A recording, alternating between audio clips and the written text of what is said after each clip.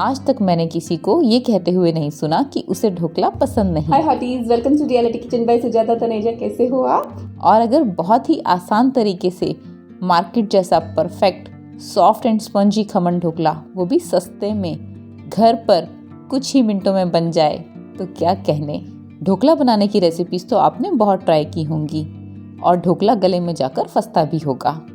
मेरी ढोकला बनाने की ये स्पेशल ट्रिक आपने किसी YouTube चैनल पर नहीं देखी होगी, ये गारंटी है मेरी। हाँ, लेकिन हलवाई को ढोकला बनाते हुए ये ट्रिक जरूर नोटिस की होगी। ढोकला बनाने से पहले हम ढोकला प्री मिक्स बनाकर उसे स्टोर करना भी सीखेंगे। ढोकला तो आज के बाद गले में नहीं फंसेगा, इतना परफेक्ट बनेगा, लेकिन आपको अब सबकी फरमाइश पे इसे वीक में 2 बार तो बनाना ही पड़ेगा। लेकिन रेसिपी में आगे बढ़ने से पहले अगर आप मेरी वीडियोस फेसबुक पर देख रहे हैं तो मेरे पेज को लाइक एंड फॉलो करना बिल्कुल नहीं भूलना, और अगर यूट्यूब पर देख रहे हैं तो मेरे चैनल को सब्सक्राइब करके न्यू रेसिपीज की नोटिफिकेशंस के लिए बेल आइकन जरूर दबाना। इंग्रेडिएंट्स पढ़कर हमेशा की तरह इंपॉर्टेंट टिप्स के साथ स्टार्ट करते हैं। तो ढोकला बनाने के लिए हमें बेसन की ज़रूरत तो है ही साथ ज़रूरत है सही नाप की। उसके लिए मैंने ये 250 ml का कप यूज़ किया है। और ये बेसन कोशिश करेंगे हम फाइन बेसन लेंगे। पैकेट का बेसन ज़्यादातर बारीक ही होता है। नापने के लिए आप घर की किसी भी कटोरी या कप का यूज़ कर सकते हैं। और मेरे इस 250 ml के कप के हिसाब से अप्रॉक्सीमेटली 4 कप बेसन है। ये ग्राम्स में आधा किलो का पैकेट लिया है मैंने। इसे हमने छानना ज़रूर है। छानने से बेसन लम्स फ्री एंड एयरी हो जाएगा, जिससे हमारा ढोकला सॉफ्ट एंड स्पॉन्जी बनेगा। बहुत ही सिंपल तरीके से रेसिपी देने की कोशिश कर रही हूँ ताकि बिगनर्स भी इसे आराम से बना सकें। बातों ही बातों में बेसन भी छन गया है। और अब हम ये हाफ कप सूजी लेते हैं। बारीक सूजी है, और अगर आपके पास मोटी वाली है तो एक बार मिक्सी में थोड़ा सा पीस लें। और ये हाफ कप उड़द दाल का आटा लिया है मैंने। अगर उड़द दाल का आटा नहीं है तो आप उड़द दाल को पीसकर उसे छानकर वो भी यूज़ कर सकते हैं। और अगर ये भी पॉसिबल नहीं है तो फिर आप इसकी जगह भी सूजी ही ले सकते हैं, यानी कि फिर सूजी 1 कप लेनी है, उड़द दाल का आटा नहीं लेना है।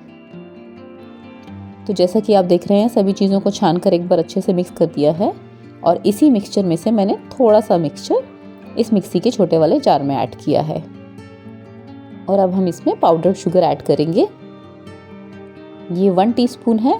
ये नॉर्मल खाने वाला चम्मच है। इसमें अगर डालेंगे तो इतना बनता है, यानी कि खाने वाला आधा चम्मच। इस तरह से मैंने ये 6 टीस्पून ली है। अगर आप नॉर्मल चीनी ले रहे हैं तो भी आप 6 टीस्पून ही लेना। साथ ही साथ सॉल्ट लेते हैं। क्वांटिटी में सब चीज़ों के ऊपर दे रही हूँ। ये 3 टीस्पून सॉल्ट है। और ये सिट्रिक एसिड, जिसे हम नींबू का सत्व भी कहते हैं, ये इस तरह से होता है दानेदार। ये मैंने 3 टीस्पून लिया है। और इन सब चीज़ों को ग्राइंड कर लेते हैं। ये इंग्रेडिएंट्स अच्छे से मिक्स हो गए हैं आपस में। और अब इसको इस छने हुए बेसन में ऐड कर देते हैं। और ये मैंने इनो का सैशे लिया है। इस इनो के सैशे को अगर मैं स्पून्स में मेजर करती हूँ तो ये 1 टीस्पून होता है। मैंने 6 टीस्पून यूज़ किए हैं, यानी कि 6 सैशे। स्पून्स की मेजरमेंट मैं इसलिए बता रही हूँ ताकि कोई कंफ्यूजन ना हो। और स्पून या ग्राम्स किसी भी मेजरमेंट से आप बनाएं तो प्रीमिक्स एकदम परफेक्ट बने और ढोकला सॉफ्ट एंड स्पॉन्जी बने और गले में जाकर फंसे भी नहीं। वैसे भी हमने उड़द दाल का आटा लिया है, जिससे ढोकला गले में बिल्कुल नहीं फंसेगा। सभी चीज़ों को अच्छे से मिक्स कर देते हैं और हमारा ढोकला प्रीमिक्स तैयार है। इस ढोकला प्रीमिक्स में से मैंने 2.5 कप निकाल लिया है एक बोल में। और बाकी एक कांच के एयर टाइट कंटेनर में भर के रख रही हूँ। कुछ दिनों बाद यूज़ करने से पहले एक बार इसे छानना ज़रूर। नॉर्मल रूम टेम्परेचर पर ही रखना है। इसकी शेल्फ लाइफ 3 मंथ्स है। इस पे मैंने लेबल कर दिया है ताकि कोई कंफ्यूजन ना हो, बच्चे इसे बेसन समझ के यूज़ ना कर लें। और अब हमें जिस बर्तन में ढोकला स्टीम करना है वो बर्तन रेडी कर लेते हैं। मैंने ये बड़ी सी कढ़ाई ली है और उसमें 5 कप के आसपास पानी डाला है। इस तरह से एक रिंग या कोई भी कटोरी उल्टी करके रख देंगे। और मेरी ये थाली है, मुझे इसी में ढोकला स्टीम करना है। ये कढ़ाई में एकदम फिट आ रही है और साइड से ये गैप भी है, जो कि बहुत ज़रूरी है, इसका ध्यान रखना है। और इसे ढककर लो हीट पर छोड़ देते हैं ताकि पानी उबल जाए। और अब वो स्पेशल ट्रिक की तरफ चलते हैं। इसके लिए हमें 2 थालियाँ लेनी होती हैं, एक छोटी और एक उससे थोड़ी बड़ी। कभी भी एक ही थाली या एक ही टिन में ढोकला स्टीम करके उस पर तड़का नहीं लगाया जाता। स्पेशली ये खमन ढोकला। अगर हम नापेंगे तो ये देखिए ये 10 cm के आसपास है और इसका डायामीटर 11 पॉइंट समथिंग यानी कि उससे थोड़ा सा बड़ा, और इसकी हाइट देखेंगे तो इक्वल है। इसकी हाइट के हिसाब से ही हमें ढोकले की हाइट मिलेगी। अगर आपको ज़्यादा हाइट का ढोकला चाहिए तो आप इस तरह के केक टिन भी ले सकते हैं, लेकिन रूल वही रहेगा, एक थोड़ा छोटा और एक डायमीटर में यानी कि आकार में, साइज में उससे 1 इंच बड़ा। और जो ये छोटी वाली थाली है इसी में हम ढोकला स्टीम करेंगे। तो इसे ग्रीस करने के लिए मैंने इसमें 1 टीस्पून ऑयल लिया है और अच्छे से इसे ब्रश की हेल्प से चारों साइड से कवर करते हुए ग्रीस करना है। ये सारी तैयारी हमें प्रीमिक्स में पानी डालने से पहले करनी है। और अब ढोकला प्रीमिक्स जो बोल में निकाला है उसकी तरफ चलते हैं। इसमें 2 टेबलस्पून ऑयल ऐड करते हैं। कोई भी बिना स्मेल का ऑयल लेंगे और यहीं पर अगर आप चाहें तो जिंजर चिली की पेस्ट भी डाल सकते हैं। और फिलहाल मैं ये 1 कप के आसपास पानी ले रही हूँ और धीरे धीरे करके इसमें ऐड कर रही हूँ। पानी ज़रूर धीरे धीरे ऐड करना है, लेकिन विस्क एकदम जल्दी जल्दी करना है। यहाँ पर पानी की एग्जैक्ट क्वांटिटी नहीं बताई जा सकती, जैसे आटा गूंथते हुए भी पानी की एग्जैक्ट क्वांटिटी नहीं बताई जा सकती, बिल्कुल वैसे ही वेदर, टेम्परेचर, इंग्रेडिएंट्स की क्वालिटी, क्वांटिटी, ऐसी बहुत सारी चीज़ों की वजह से पानी की एग्जैक्ट क्वांटिटी बताना मुश्किल होता है। 1 कप से थोड़ा ही ज़्यादा पानी लगा है। और अब ये 1 पिंच येलो फूड कलर जो कि ऑप्शनल है। मैं रिकमेंड नहीं करती हूँ ढोकले में हल्दी डालना, क्योंकि हल्दी इनो और बेकिंग सोडा के साथ रिएक्ट करती है और ढोकले में कभी कभी वो रेड कलर आ जाता है जो देखने में बिल्कुल अच्छा नहीं लगता है। तो साथ के साथ पानी ऐड करते हुए हाथ थोड़ा जल्दी जल्दी चलाना है। और फाइनली हम इस कंसिस्टेंसी तक जब पहुंच जाते हैं तो हमने जल्दी से वो ग्रीस की हुई थाली में ये पूरा बैटर पोर कर देना है।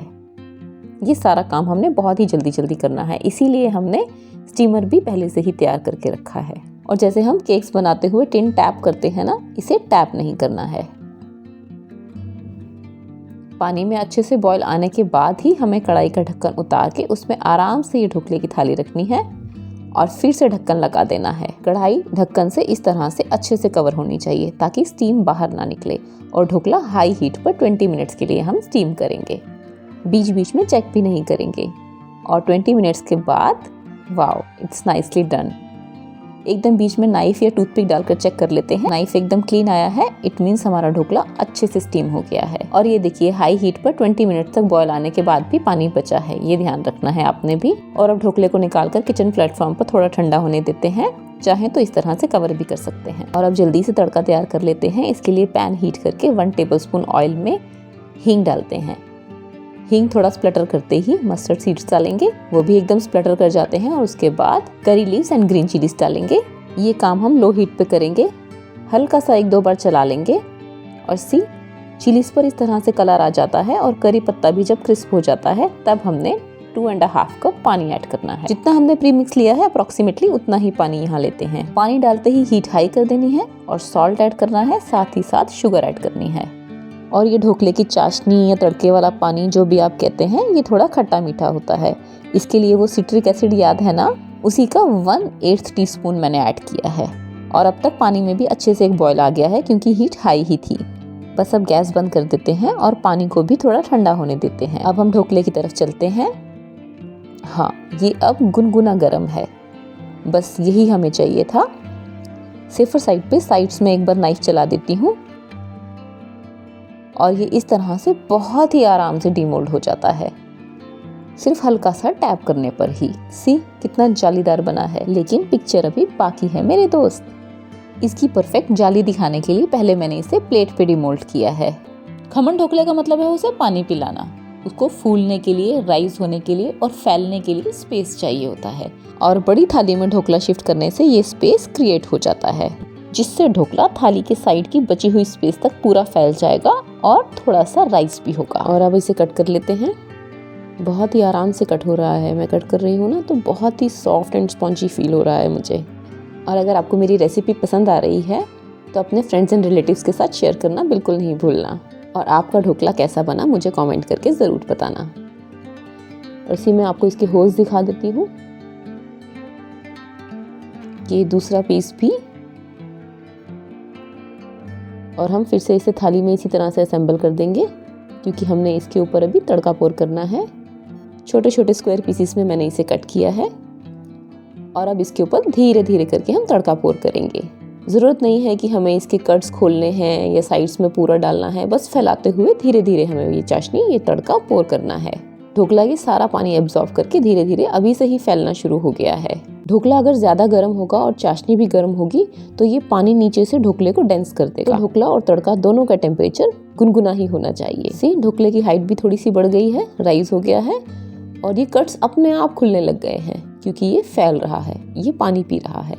और सी ये कॉर्नर्स है ना जो थाली में, ये भी पूरे कवर हो रहे हैं। 1 से 2 घंटे ऐसे ही रूम टेम्परेचर पे पड़ा रहेगा तो ये ढोकला पानी पीकर फूल कर ये थाली में जो एक्स्ट्रा स्पेस है कॉर्नर्स में पूरा कवर कर लेगा। तो थाली में जो भी पानी दिख रहा है धीरे धीरे करके ये सारा पी लेता है। और ये थोड़ा सा पानी बचा है, हो सकता है आपका पूरा भी लग जाए।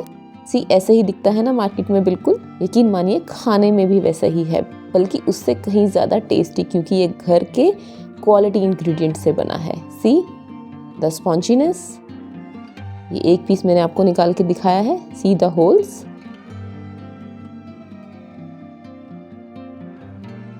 मैं आपको ये तोड़ के भी दिखाऊंगी।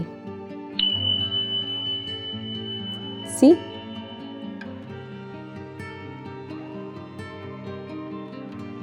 वाओ, कोरिएंडर लीव्स भूल गई थी मैं, आप नहीं भूलना। और थोड़ा सा नारियल का बुरादा अगर अच्छा लगे तो। पूरा ढोकला खत्म होने के बाद थाली में ये देखिए नीचे इतना पानी बचा है, इसका मतलब है ढोकले को पानी की कोई कमी नहीं हुई, तो वो ड्राई नहीं रहा और हमारे गले में भी नहीं फंसा। मेरी रीसेंट रेसिपी में मैंने ये पालक का नाश्ता बनाया था जिसमें हरी चटनी भी बनाई थी, और ये मेरी खट्टी मीठी चटनी की रेसिपी जिसका लिंक मैंने रेडी रेफरेंस में डिस्क्रिप्शन बॉक्स में दे दिया है। इन्हीं दोनों चटनीज के साथ मैंने ये ढोकला सर्व किया था और यकीन मानिए बस बनाने के बाद एकदम से ये ख़त्म हो गया था, नेक्स्ट डे के लिए तो बचा ही नहीं। ये वो खट्टी मीठी चटनी है जिसका लिंक मैंने दिया है, और ये वो ग्रीन चटनी जो मैंने पालक के नाश्ते के साथ बनाई थी। आपको ये ढोकले की रेसिपी कैसी लगी मुझे कमेंट करके ज़रूर बताना, अपने फ्रेंड्स एंड रिलेटिव्स के साथ शेयर ज़रूर करना, और अगर आप मेरे चैनल पर नए हैं तो मुझे सब्सक्राइब ज़रूर करना। और हाँ, शेल्फ़ लाइफ के बारे में मत पूछना, क्योंकि शेल्फ़ लाइफ उन चीज़ों की होती है जो बच जाती हैं, ये बचेगा तब ना।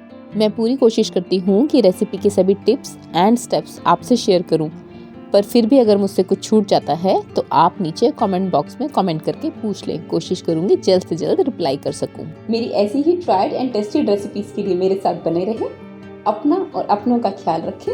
जल्दी ही मिलती हूँ अपनी अगली रेसिपी के साथ।